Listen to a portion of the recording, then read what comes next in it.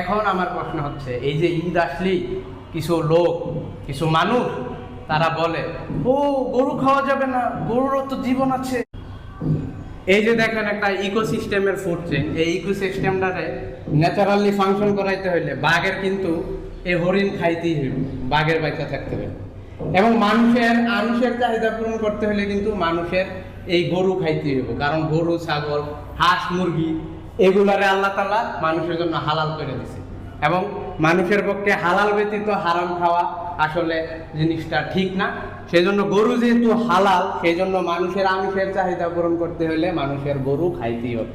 এখন আমার প্রশ্ন হচ্ছে, এই যে ঈদ আসলেই কিছু লোক, কিছু মানুষ তারা বলে, ও গরু খাওয়া যাবে না, গরুরও তো জীবন আছে, হায় হায় হায় কি নিরীহ গরুগুলোকে জবাই করে দিচ্ছে। আরে ভাই, আপনি যে সারা জীবন রেস্টুরেন্টে যায় চিকেন বার্গার, মাটন কাচ্ছি, ইলিশ বালা এইসব খান, তখন কি ওই চিকেন, ছাগল এবং ইলিশের জীবন নাই? আসলে এগুলো আপনার মায়া কান্না, এগুলো হচ্ছে ইসলামোফোবিয়া। ইসলামে বলছে গরু কুরবানি করতে, এই জন্য এখন আপনার এগুলা পিছনে লাগে, আপনার খুব গাত্র দেওয়া হয় গরু খেলে মানুষের। তো গরু খাওয়া যাবে না। আর একবার ভাবেন, ধরেন বাঘ, এই বাঘে যদি হরিণ খাওয়া বন্ধ করে দেয়, তাহলে বাঘের কি অবস্থা হইব? আর হরিণের কি অবস্থা হইব? ওই যে শেষমেশ হেমিলনের বাসিওয়ালারে ডাইকে আনতে হইব পরে হরিণ তাড়ানোর লেগে।